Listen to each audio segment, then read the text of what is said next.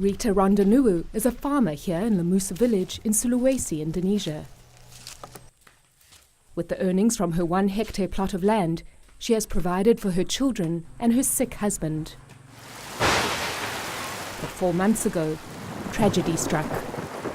The earth was shaking, so I said to my mother, "Mom, maybe it's thunder." And my mother said, "It's not thunder. Why does it smell like mud? And it's so close, very close." In fact, the flood was already behind the village. The flood swelled the rivers and burst a nearby dam. Hundreds of uprooted trees were swept down the mountain, and the village was covered by 6 meters of mud. 2 people died that night. It's a story that's become far too common in Indonesia. Almost every month there are floods, and with changing weather patterns, they occur even in the dry season. Deforestation on mountain slopes causes a loosening of the soil, so heavy rains often result in landslides, leading to this kind of destruction. It was 2 weeks before the mud hardened and Rita could check on her farm. This is what she found. Here, we used to plant cocoa, from here until there. There was also coconut. At that time, the river flow was on the other side, and around here were coconuts and cocoa. But after the flood, there's nothing.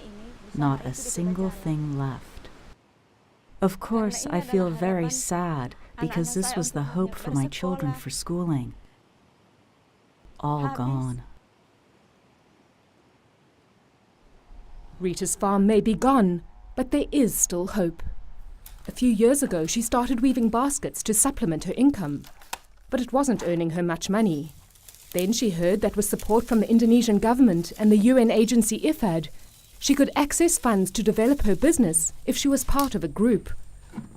So she joined with other weavers, and with those funds they could buy enough palm fronds to quickly fill big orders.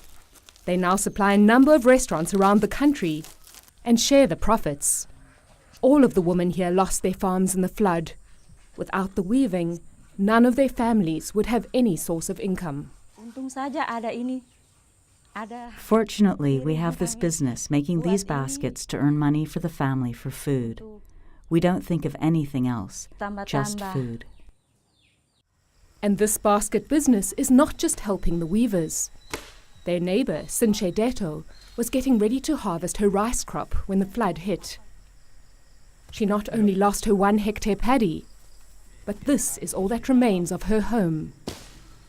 She and her husband and her 3 children were left with only the clothes on their backs. I feel so hopeless. It's hard to get food and clothes. But because Rita's weaving business survived the flood, Sinche can earn some money. She spends her days stripping palm leaves, and she sells these to the weavers. Meanwhile, with additional support from IFAD, the weavers are learning marketing and bookkeeping so that their business can grow. According to the organization's Ron Hartman, it's essential to encourage farmers to have diverse sources of income, especially with climate and environmental changes making agriculture far more risky. Well, Lemusa village, I think, is a good example of many villages across Indonesia in terms of its vulnerability. And opportunities to diversify from agriculture has provided people in this village, such as the basket weavers, an opportunity that if a disaster does hit, that they're able to still generate some income for livelihood. And with this income, Rita and the other weavers can now start to rebuild their lives.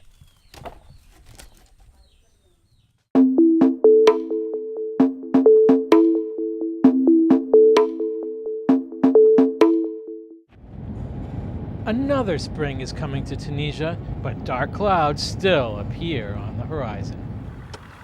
The Arab revolt started here in Sidi Bouzid, but 2 years later, there's still political instability and economic progress has yet to take root.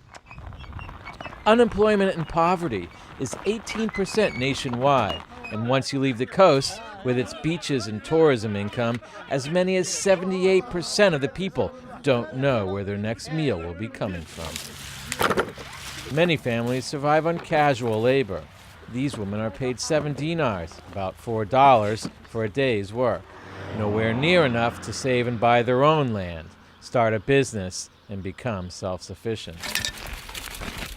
Climate change is another challenge. It hasn't rained a drop here for 6 months. Lakes and rivers have dried up, crippling agriculture. In response, the World Food Program and the Food and Agriculture Organization of the UN developed an innovative project. FAO organizes unemployed young men and women into farmers' associations, giving them bargaining power, controlled prices, and confidence.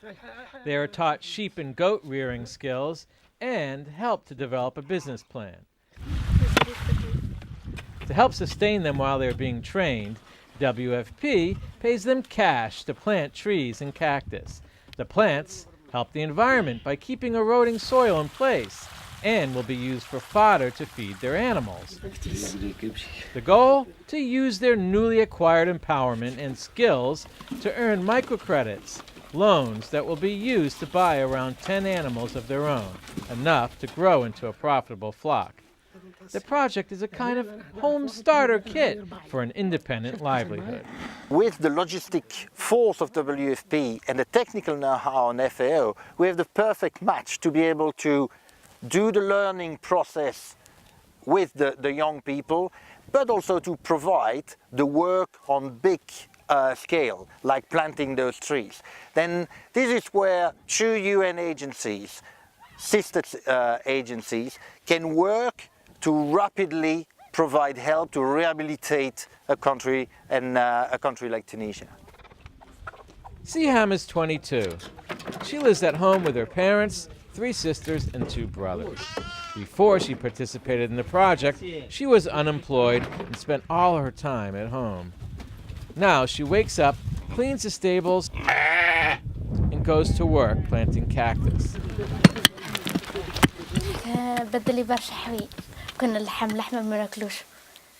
The project has changed our lives a lot. Before, we didn't eat meat. We bought clothes only once a year, and now we can buy clothes and eat better. The project has improved a lot of things for us.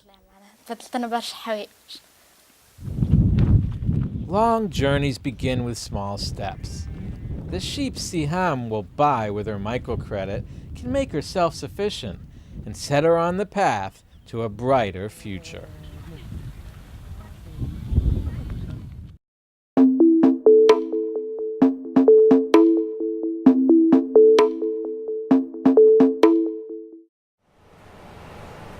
Insects can transmit a range of diseases affecting both humans and animals.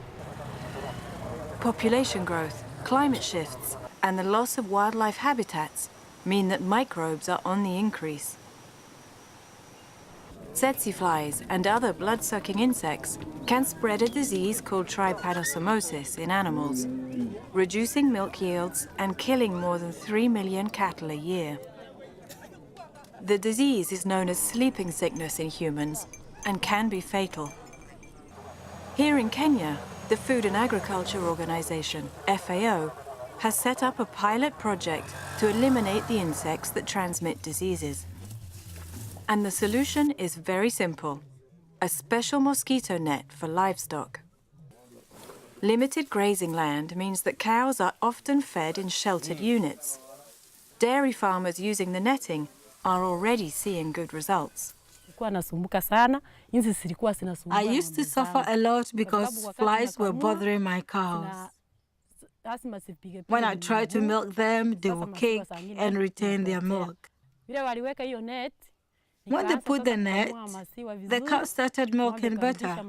When milking, the cow stands still. I used to be bitten on my legs by small insects, especially in the evening on rainy days. But now I can comfortably milk the cows and the flies don't bother me. So I'm very happy.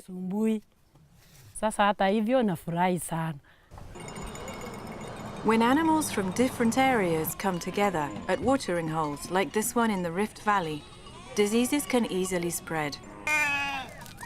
And for communities who rely primarily on livestock for their livelihoods, the economic consequences can be devastating.